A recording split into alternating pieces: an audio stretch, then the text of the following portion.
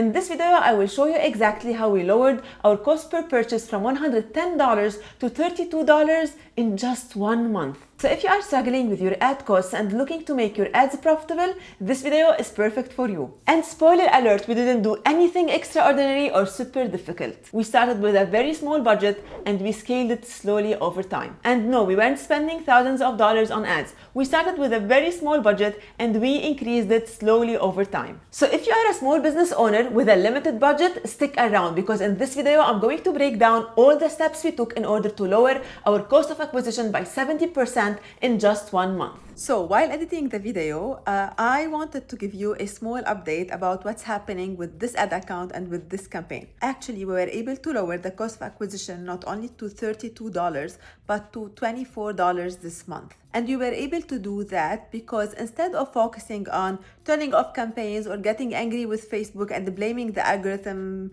and the whole world, we focused on creating better ads. So we tracked our results, we saw what's working, what's not working, we improved the ads, and we kept testing new ads.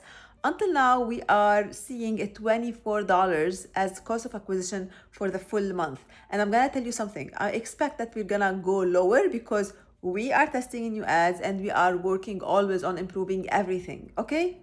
So let me show you the results. So this is the campaign, and as you can see, up you can see our testing campaign, and it's still not performing well, but it's totally fine because we're testing several new creatives. But below you will see our evergreen campaign, and this maybe the last week. If I go for the last month,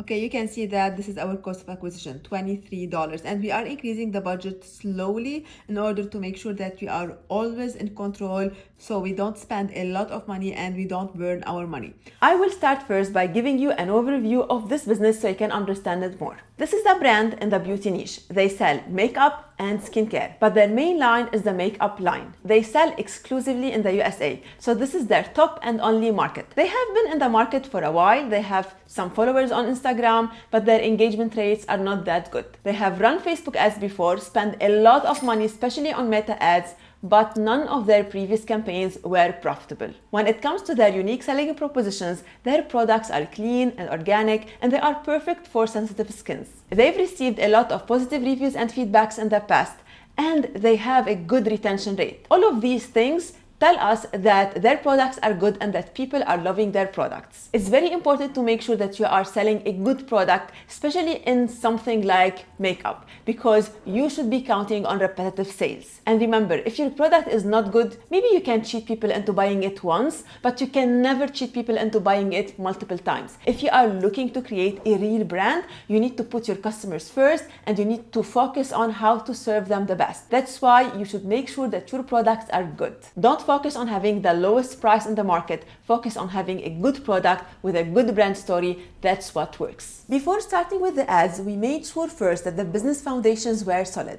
And when I talk about the foundations of any e-commerce business, I mean two things. First, the website, and second, the email marketing. The website is super important, especially that in our case, we were planning to use the product pages as our ads landing pages. We didn't want to make things complicated. We didn't want to create like dedicated landing pages for our products. We wanted simply to use our product pages. So we started there. We worked on improving these pages in order to make sure that we will have the highest conversion rate ever. Depending on your product, the things that you need to include within your product page will be different. But in our case, these products were makeup. So we focused on the benefits, how to use it, the ingredients, what makes this product special, and so on. And we also included sections on our product pages where we showed numerical values, and we showed the number of customers who felt satisfied and happy after using our products. This adds a lot of authenticity and a lot of proof of how good our products are. In addition to that, one big thing that we have done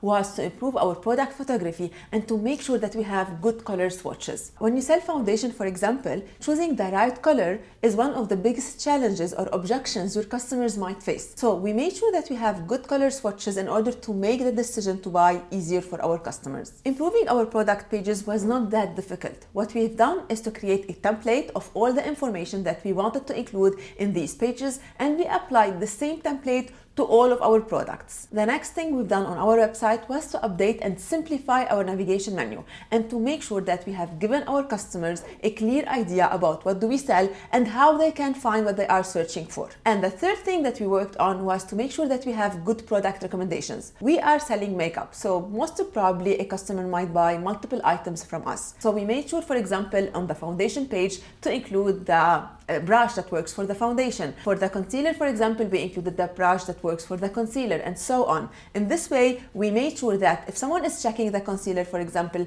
they will have an idea about something, another product that can buy with the original purchase. And this helped us to make our average order value higher than usual. After finishing with all of these updates on the store, the next thing that we have done was to re-evaluate our email marketing system. So the system already had a welcome flow. We made sure that it's working smoothly. We made sure that the discount that we were offering still works with our profit margins. Remember, we are running ads, okay? So our profit margin is going to be lower because we are going to pay in order to acquire the new customers. So we wanted to offer something that's attractive in the welcome pop-up, but also that doesn't break us and makes us pay a lot. So we wanted to preserve our margins to stay a little bit profitable, or at least to be neutral, not to lose money. So we revised this and we revised our welcome flow to make sure that it reflects our brand tone, our brand vibe, the product benefits, and so on. And also we revised our abundant checkout flow.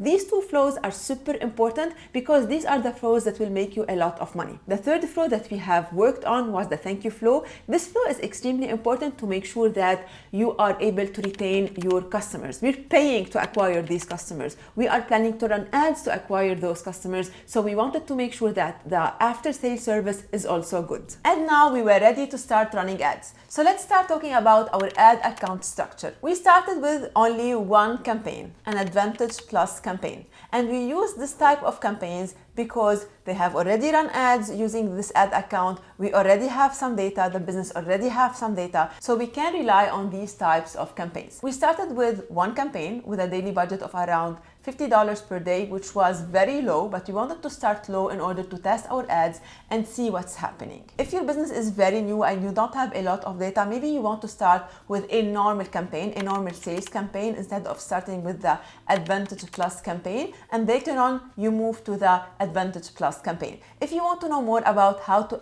structure your ad account and all of these things, I highly recommend you to check this video on my YouTube channel, because in there I discuss all the different strategies that you should be using depending on your budget and on your business. Okay, so one campaign and that's it. And inside of this campaign, we tried 3 ads, and all of these ads were video ads. We're selling makeup, and in this niche precisely, video ads are the most powerful ads. Usually I try to test different things like images, carousels, and so on in addition to the videos. But in this case, we prefer to focus only on the videos because of the type and the nature of the niche. So we created several videos. Basically, we created a video for each of our best sellers and we start testing them.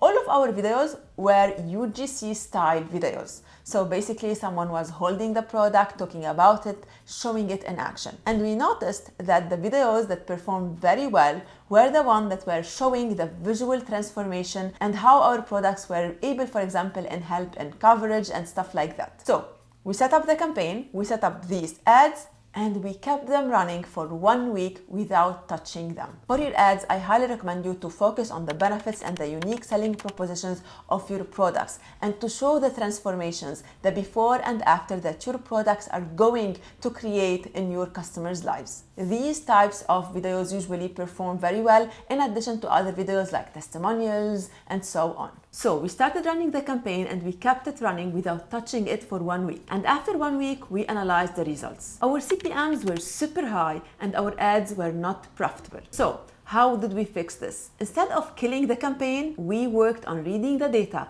and analyzing why our costs are high and how we are going to improve them. And mainly we focused on reading the data of our ads to see which ads performed well and how we are going to improve them. And also we looked at our store conversion rate to make sure that we don't have any major problem in there. Let me now go to my screen to show you how you can analyze your ad data in order to know how you can build up on this data in order to improve your ads. When it comes to Facebook ads, it's all about the videos that you are running. We are not doing any more targeting. We are not doing anything complicated. All the effort that you should be putting should be on your store and on the videos that you are running for ads. So this is where we put our effort. When it comes to analyzing your video ads, these are the metrics that you should be looking at. The first and most important metric is the cost per result. So how much this ad is costing you in order to make one purchase. And this is a very important number because this is where you want to decide whether you want to continue running the ads or not. And as you can see, when I look at these ads, I see very huge difference in results. So for example, with this ad, I'm getting a $23 cost per purchase. For this one, I'm getting a $97 cost of purchase. But here you need to focus on one thing. When you are running a Facebook ad campaign and the Facebook algorithm finds an ad that performs well, they keep spending money on it and they stop spending on the other ads. So in order to make sure that you are not judging an ad too early, make sure that Facebook spend money on this ad before deciding whether to kill it or not. Because in some cases, Facebook might not even spend 5% of the budget on a new ad. Okay, so first you have the cost per result, but what will tell you exactly about the ad as a video, if it's good or not, are these metrics in here. And the first metric I want to talk about is the hook rate. And this metric is going to tell you how much your ad is being able to hook people and make them watch it and make them stop scrolling. So this is a very important metric. And when you compare these videos between each other, you can know which one is performing better in this area. Then you have the engagement rate, and this is where you can see if people are actually watching the video after they stop scrolling, and this is also a very important metric. After that, you have the click-through rate, and this is also a very important metric because it's going to tell you whether people clicked on the link and went to the store or not. And the higher the click-through rate is, the better it is. And as you can see, by looking at these ads, you will easily notice that this one is the one that's performing the best. It has the higher click-through rate, the higher engagement rate, and it has the higher hook rate. And it's the ad that drove most of the purchases with the lowest cost ever. And if you go to the amount spent, you will notice that Facebook actually spent the largest amount of money on this ad and they didn't spend on the other ads. So for example, for this ad, they only spent $11. It's too early to judge this ad. Stay with me because I'm going to discuss next how we can overcome this problem in order to be able to test your creatives effectively. But before moving to this topic, I want to mention something. Reading your data in a good way is super important. And if you don't know anything about these metrics and how to show them on your ad account dashboard, I highly recommend you to check this video on my YouTube channel where I show you step by step how you should be analyzing your results and how to add these metrics and how to read them in addition to other metrics that are also super important. So what we have done is to look at the results and analyze which ads are performing well and to learn from this data, from these numbers in order to improve our ads. We've done several rounds of ads, several rounds of videos until we found the good ones, the ones that were performing well. And now that we have good creatives that are bringing us good sales with a very acceptable cost of acquisition, our next focus is on testing more and more creatives. And as I told you before, there is a problem here when it comes to introducing new ads into a campaign where there is a winning ad. So the solution for this is to create another campaign which is going to be your testing campaign. And this is what we are going to do next. We are going to create a campaign dedicated for testing new creatives. So how this works, you create a campaign with a normal sales objective and you put the budget at the ad set level and you introduce 3 videos at the same time in each of your ad sets and you put the budget at the ad set level. In this way, you can test your different ads at the same time and see which one is performing well. Your good ads should be duplicated within your Advantage Plus campaign because this is going to be your evergreen campaign. And you can keep them if they are still profitable and they are performing well. You can keep them within your testing campaign. It's totally fine. I want to take you a little bit to see the testing campaign. So let me go check it out. 1 second. So this is the testing campaign and we are testing 3 different creatives and obviously they are not performing all as well. So as you can see, for this one, we have a very high cost of acquisition, same for this one, but for this one, we have a very good cost of acquisition. So what we have done is we decided to stop this one. We're giving this one a little bit of let's say, more space to testing, then after that, we might turn it off and keep this one running. Also, the second thing that we want to do for this brand is to start hiring content creators in order to have different faces, age groups represented on our ads. And this is super important to make sure that our ads are going to be relevant to everyone in our audience. So why the ads worked for this brand?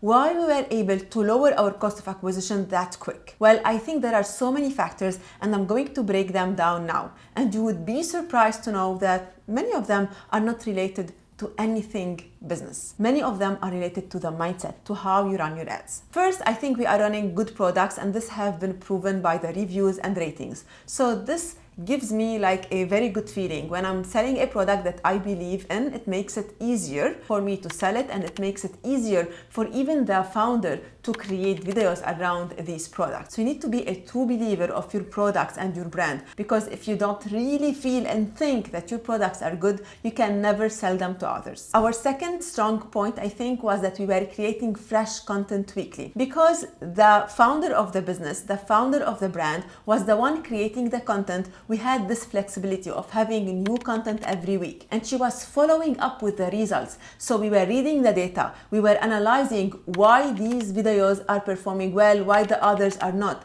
and based on what we were finding, we were creating new content every single week, and we were testing this content. And in this way, we were able to gather a lot of data and to make decisions based on data and numbers, not based on guessing. And for sure, optimizing and updating our product pages and our email marketing system was something very important that helped us to increase our store conversion rate. But I really think that our strongest point ever was the mindset of the owner of this business and how she was reacting with the ads and how she was running them. When you are running ads, you need to be very chill. You shouldn't be stressing out over every dollar that you are spending, because if you are going to look at your ads daily and decide that you are going to stop every ad because today the cost of acquisition is not good, you will never be able to run successful ads.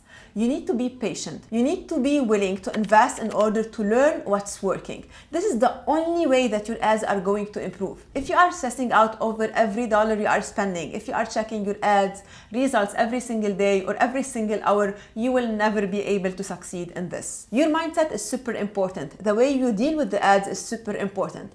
If you are into this and you're thinking that I'm gonna test for let's say 1 week or 2 weeks, then I will stop if the results are not good, this is not going to work. You need to be willing to give yourself and the algorithm time to learn. You need to be willing to see what's happening and to improve based on the numbers and on the data that you have collected. Your mindset is super important. I can't emphasize more on this. So that's how we were able to lower our cost of acquisition by 70%. And now it's your turn. Follow up the same steps that we have taken, and I'm pretty sure your cost of acquisition is going to go down and you will be making more and more profitable sales.